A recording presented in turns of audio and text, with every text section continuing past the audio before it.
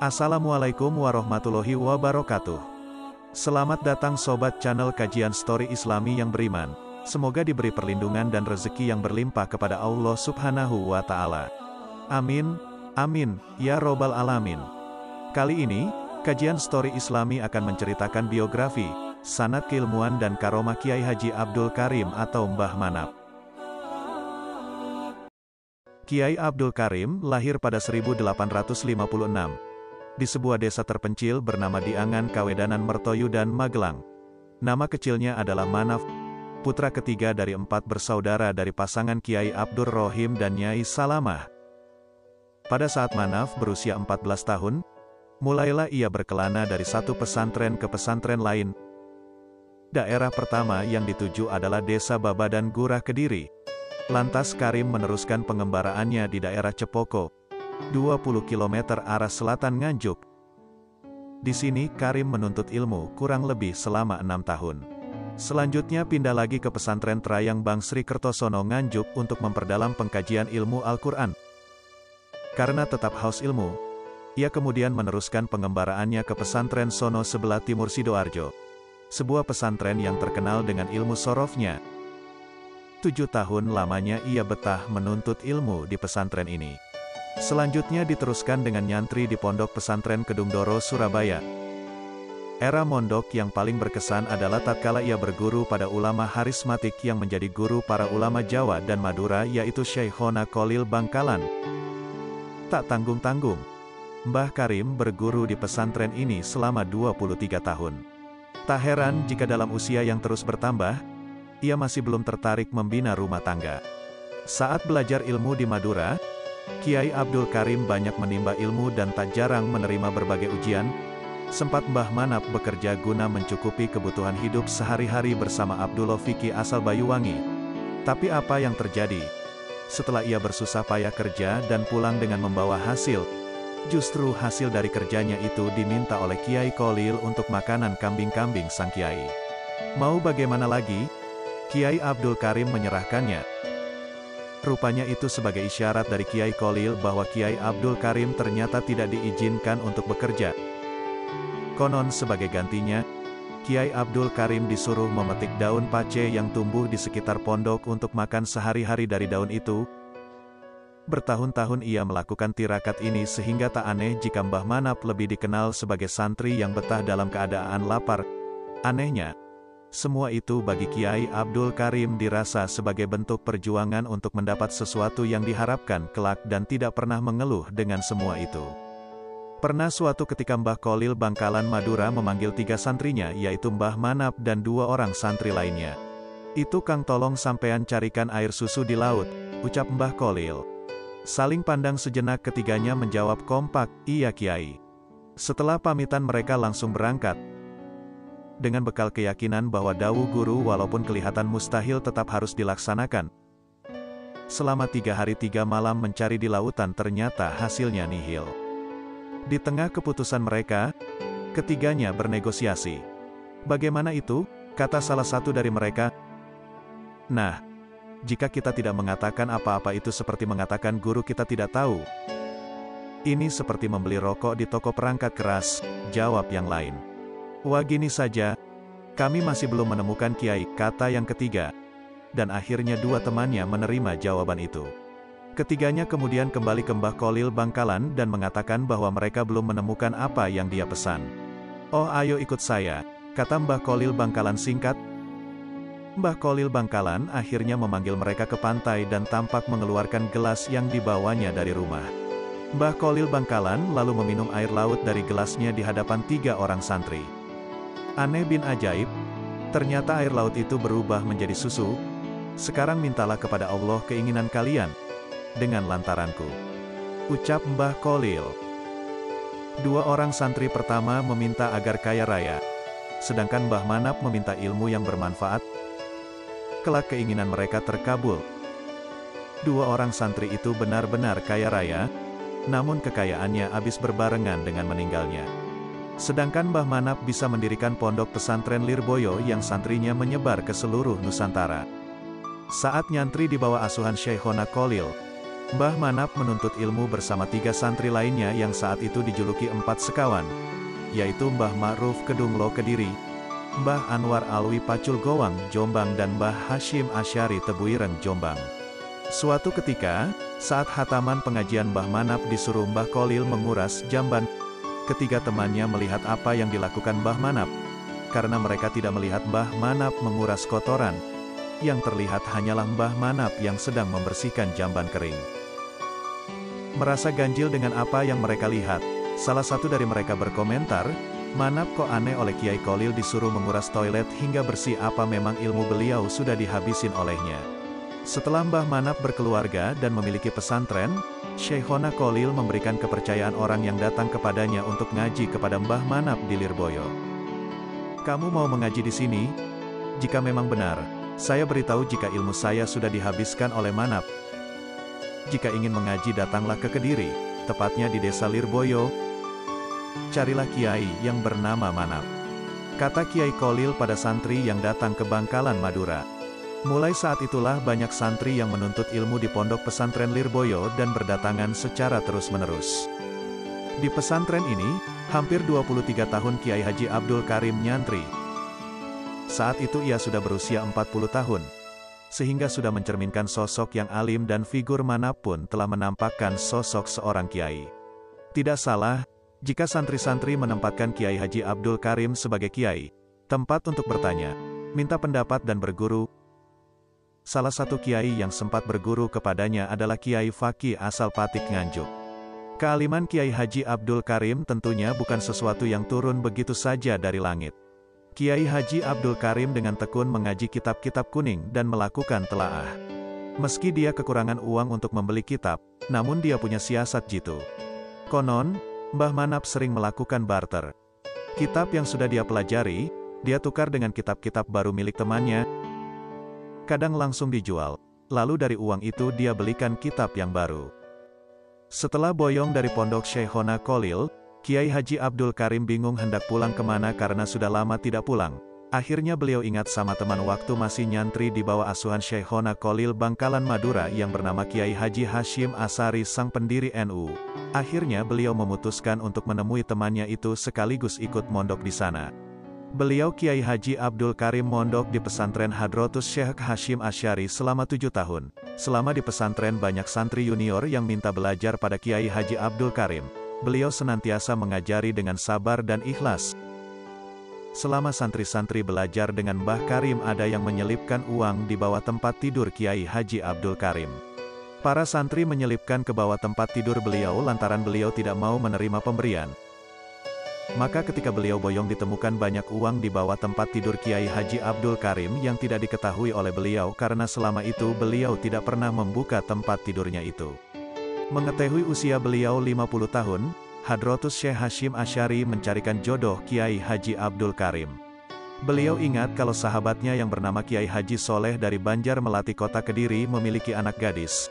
Seketika itu beliau meminta putrinya untuk dijodohkan pada Kiai Haji Abdul Karim.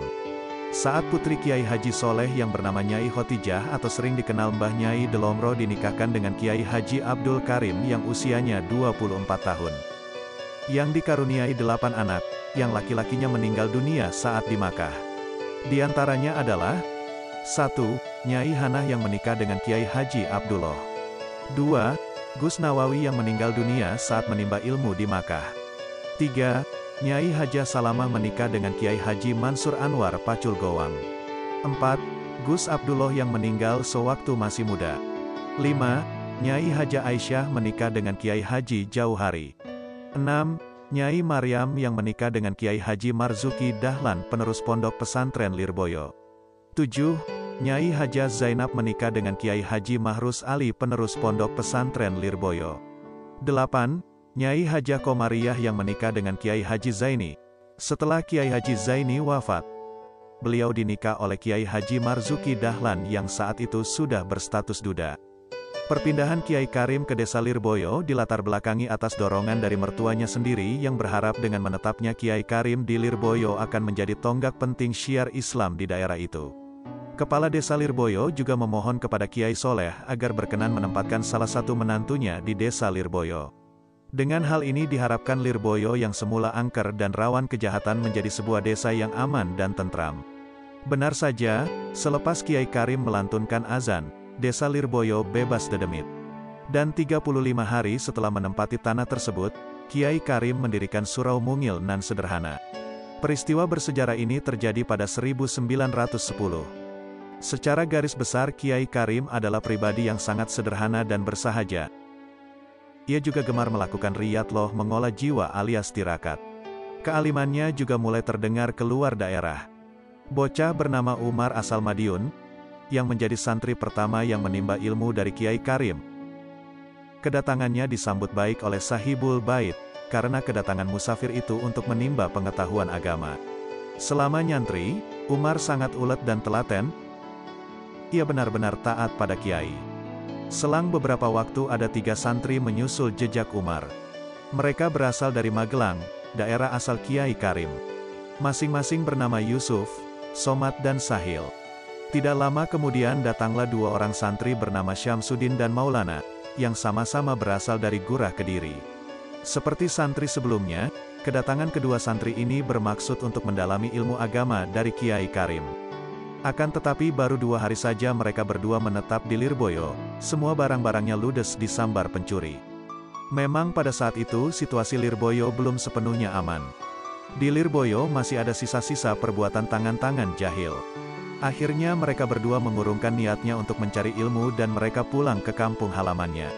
Tahun demi tahun, Pondok Pesantren Hidayatul Muqtadiin Lirboyo semakin dikenal oleh masyarakat luas dan semakin dibanjiri santri. Maka untuk menghindari hal-hal yang tidak diinginkan seperti yang dialami oleh Syamsuddin dan Maulana, dibentuklah satuan keamanan yang bertugas ronda keliling di sekitar pondok. Menurut Mbah Ma'ruf Kedunglo, Mbah Manap sebenarnya bertabiat keras tapi penyebaran dan ilmunya biasa-biasa saja, tapi istiqomah serta zuhudnya yang luar biasa. Karena zuhudnya itulah, beliau sama sekali tidak mengenal uang.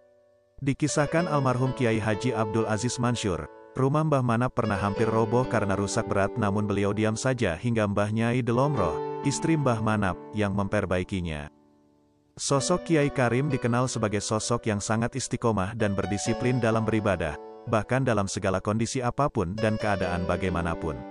Hal ini terbukti tatkala menderita sakit, Kiai Karim masih saja istiqomah untuk memberikan pengajian dan memimpin sholat berjamaah, meski harus dipapah oleh para santri. Sebagai pengasuh ratusan santri, sikapnya yang kebapaan dan rendah hati, masih lekat diingatan para santri yang masih menangi zamannya. Pernah suatu ketika, ada pemuda yang berniat mondok di Lirboyo. Pakaiannya perlente atau bahasa sekarang keren, sambil menenteng koper, sebuah penanda kemewahan pada zaman itu. Di gerbang pondok, ia berpapasan dengan orang tua berpenampilan sederhana. Dengan seenaknya ia minta tolong pada orang tua itu untuk membawakan kopernya yang berat. Antarkan aku ke dalam Kiai Karim, perintahnya. Yang dimintai tolong segera mengiyakan. Setelah sampai di rumah Kiai, orang tua itu meminta sang pemuda agar menunggu Kiai Karim sejenak. Alangkah terkejutnya pemuda itu saat Kiai Karim muncul dari balik pintu ruang tengah, sebab orang tua yang ia suruh menenteng kopernya itu adalah Kiai Karim. Saking malunya, pemuda perlente tersebut langsung membatalkan niatnya mondok di Lirboyo. Karena jumlah santri semakin membludak, dan musola kecil tak lagi menampung, maka timbullah gagasan dari Kiai Karim untuk mendirikan masjid. Semula masjid itu amat sederhana, tidak lebih dari dinding dan atap yang terbuat dari kayu. Namun setelah beberapa lama masjid itu digunakan, bangunan itu mengalami kerapuhan. Bahkan suatu ketika masjid sederhana itu porak-poranda disapu angin puting beliung. Akhirnya Kiai Haji Muhammad, kakak ipar Kiai Karim, berinisiatif membangun kembali masjid yang telah rusak itu dengan bangunan yang lebih permanen. Setelah bermusyawarah dan meminta izin pada Kiai Haji Ma'ruf Kedunglo Kediri, dalam tempo pengerjaan yang tidak terlalu lama, masjid itu sudah berdiri tegak dan megah, pada masa itu, dengan mustakanya yang menjulang tinggi. Dinding serta lantainya terbuat dari batu merah, gaya bangunannya bergaya klasik, yang merupakan perpaduan model arsitektur Jawa kuno dengan Timur Tengah. Peresmian dilakukan pada tanggal 15 Rabiul Awal 1347 Hijriah atau 1928 Masehi. Acara itu bertepatan dengan acara ngunduh mantu putri Kiai Karim yang kedua, Nyai Salamah dengan Kiai Haji Mansur Pacul Gowang Jombang. Mendung kedukaan menggelayut menaungi Lirboyo, saat Kiai Karim wafat pada 1954. Sepeninggal Kiai Karim, Pondok Pesantren Lirboyo dilanjutkan para menantunya, seperti Kiai Marzuki Dahlan, adik Kiai Haji Ihsan Dahlan Jampes, penulis Sirajut Talibin, Kiai Haji Mahrus Ali dan Kiai Haji Jauhari. Adapun menantu yang lain, seperti Kiai Haji Abdullah mengasuh pesantren Turus Gura Kediri, Kiai Haji Mansur Anwar mengasuh pesantren Tarbiyatun Nasyiin Pacol Gowang Jombang, sedangkan Kiai Haji Zaini mengasuh pesantren Krapyak Yogyakarta. Mereka mengasuh pondoknya masing-masing. Sekarang, pesantren yang menapak usia sahabat ini dihuni sekitar 10.000 santri. Diasuh secara kolektif oleh para cucu Kiai Karim, seperti Kiai Haji Idris Marzuki, Kiai Haji Anwar Mansur, dan Kiai Haji Imam Yahya Mahrus, Kiai Haji Habibullah Zaini, dan lain-lain. Adapun karomah Kiai Haji Abdul Karim dari berbagai narasumber kami rangkum sebagai berikut. 1. Berpindah tempat. Kisah ini diriwayatkan oleh Kiai Haji Hafid Abdullah cucu Kiai Haji Abdul Karim saat hail Kiai Abdul Karim di bulan Ramadan. Berikut cerita ringkasnya. Ketika masih anak-anak, Kiai Hafid pernah diajak sang kakek Kiai Haji Abdul Karim ke pondok mendiang gurunya Kiai Haji Kolil Bangkalan Madura. Menjelang maghrib, beliau pamit keluar pondok untuk pulang ke Lirboyo Kediri selepas maghrib. Beliau menyempatkan diri sholat maghrib berjamaah di sana, kemudian turun dari masjid langsung pulang menuju Lirboyo. Bersama sang cucu kondisi sudah mulai gelap, beliau tidak bisa mengenali lingkungan sekitar perjalanan, namun tiba-tiba sadar mereka berada di belakang rumah kakek di pohon asam besar di Lirboyo. Sang kakek berpesan, kejadian ini jangan diceritakan sepanjang dia masih hidup. Ternyata waktu pun belum masuk untuk sholat Isya, kemudian Kiai Haji Abdul Karim sempat menjadi imam sholat Isya di Masjid Lirboyo. 2. Kiai Haji Abbas Buntet merasakan karomah Kiai Abdul Karim. Mbah Manap yang lebih dikenal dengan nama Kiai Haji Abdul Karim adalah ulama yang alim alamah. Beliau menguasai ilmu-ilmu agama dalam berbagai macam. Yang paling tampak dari beliau adalah ilmu nahwu dan sorof. Kepakaran beliau diakui oleh para ulama besar, termasuk oleh Kiai Haji Kolil Bangkalan dan Kiai Haji Hashim Asy'ari. Bahkan, ayahanda mendiang Gus Dur yang juga dikenal sebagai pahlawan nasional, Kiai Haji Abdul Wahid Hasim juga berguru kepada Mbah Manap untuk mengaji kitab Alfiyah Ibnu Malik, sebuah karya besar Imam Ibnu Malik tentang gramatika Arab yang tidak asing lagi di kalangan para santri. Konon Kiai Haji Abdul Wahid Hasim ngaji Alfiyah Ibnu Malik kepada Mbah Manap, hatam hanya dalam waktu 1 minggu. Banyak kiai-kiai pada waktu itu merekomendasikan para santri yang berniat mengaji nahwu sorof agar belajar langsung kepada Mbah Manap. Hadratus Syekh Kiai Haji Hashim Asy'ari misalnya, beliau merekomendasikan Kiai Haji Abbas Buntet untuk sorogan mengaji kitab kepada Mbah Manap di pesantren Lirboyo. Saran dan petunjuk Mbah Hasim tersebut sangat dirasakan manfaatnya oleh Mbah Abbas. Selepas dari pesantren Lirboyo, Kiai Abbas kembali ke Cirebon untuk berkiprah di masyarakat. Beliau merekomendasikan anak-anak muda di Cirebon untuk mesantren di Lirboyo. Sejak saat itu, santri-santri asal Cirebon mulai banyak berdatangan di Lirboyo. Hingga kini pesantren Lirboyo menjadi salah satu pesantren terbesar di Nusantara dengan jumlah santri dan alumni yang menyebar di mana-mana. Dan di antara ribuan santri di Lirboyo, banyak santri yang berasal dari Cirebon, Jawa Barat. Hal tersebut tidak lepas dari peran Kiai Abbas mengenalkan sosok kiainya, Mbah Manap, kepada wali santri di Cirebon. 3. Sanad keilmuan tidak berubah. Dalam membaca kitab Kiai Haji Abdul Karim selalu menyampaikan apa adanya, sehingga ada kalimat yang tidak beri makna atau domir yang tidak dirujukkan. Tentu hal ini membuat para santri ada yang menggerutu dalam benaknya, seakan-akan seperti protes. Kenapa Kiai membaca begitu? Akan tetapi tanpa diduga beliau dawuh, yen gelem yongene, wong Kiai Kolil lek manani yongene. Maksudnya, memang demikian, sebab Kiai Kolil membacanya juga demikian. Lalu beliau melanjutkan dawuhnya yang artinya, barang siapa tidak mengerti tempat kembalinya domir, berarti ia tidak mempunyai hati.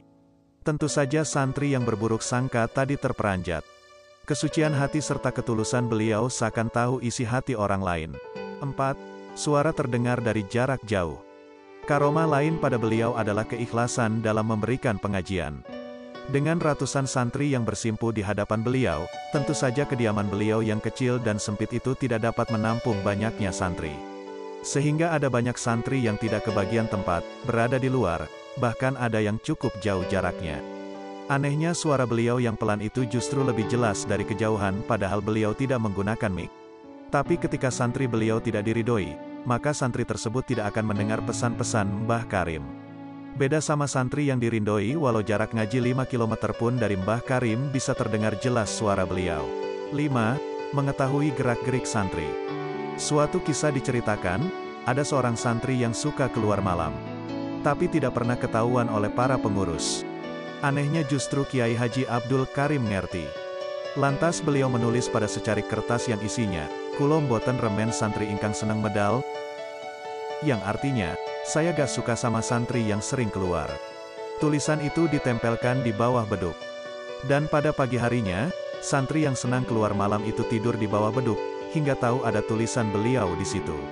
Sadar akan kesalahannya, dia tak pernah keluar malam lagi untuk hal-hal yang tidak benar.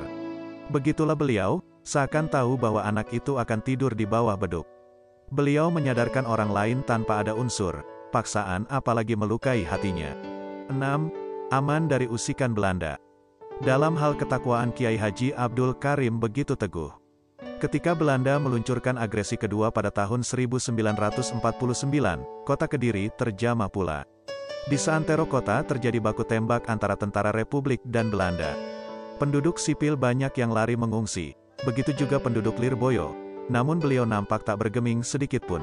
Beliau begitu tenang. Bahkan ketika ditanya, mau mengungsi kemana? Beliau malah menjawab, "Kulo bade ngungsi datang Allah mawon."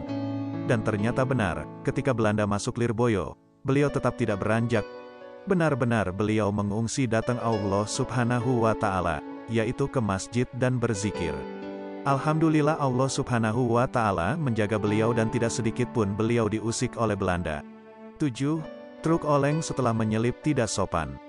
Karomah ini bermula ketika Kiai Haji Abdul Karim beserta dua sahabatnya Kiai Haji Ma'ruf dan Kiai Haji Abu Bakar hendak menghadiri Walimatul Ursi. Beliau bertiga berangkat dengan mengendarai dokar, dikawal oleh Kiai Ali Sodik dengan bersepeda. Sesampainya di desa Kaliombo sebelah selatannya Masjid Jami Alun-Alun Kediri, tiba-tiba sebuah truk dengan kecepatan tinggi menyalip dokar itu dengan mengepresnya. Nyaris dokar itu tertabrak. Anehnya setelah truk itu mendahului dengan tidak sopan, tahu-tahu roda yang sebelah terlepas kontan truk itu oleng dan berantakan. 8. Lisan bertuah. Al-Kisah, ketika beliau hendak melaksanakan sholat berjamaah, saat bertakbir beliau mengulang beberapa kali karena terganggu oleh santri yang bikin gaduh. Akhirnya beliau dawuh pada santri yang ikut berjamaah bahwa, barang siapa yang mengganggu orang sholat, kelak bila mati tidak ada orang yang melayat. Menurut Sohibul Hikayat, benar ketika santri yang bikin gaduh tersebut pulang dan menjadi orang terpandang di masyarakat, namun saat si santri itu meninggal tidak ada orang yang melayatnya. 9. Gak bisa difoto. Cerita Kiai Haji Ahmad Idris Marzuki, saya masih ingat saat Mbah Abdul Karim naik haji yang kedua 1952, saya diajak satu mobil dengan beliau. Waktu itu banyak wartawan yang menjepret kamera ingin mengambil gambar beliau. Mengetahui hal tersebut, beliau ngendiko atau berkata begini, "Sudah, fotonen kalau bisa," yang artinya silahkan foto kalau bisa. Ternyata tak ada satupun foto yang jadi. Makanya tidak seorang pun yang mempunyai foto Mbah Abdul Karim kecuali saat beliau memberikan izin untuk difoto. Demikianlah biografi, sanad keilmuan dan karomah Kiai Haji Abdul Karim atau Mbah Manap yang kami rangkum dari beberapa sumber yang valid, semoga bermanfaat. Wabil taufik wal hidayah, wassalamualaikum warahmatullahi wabarakatuh.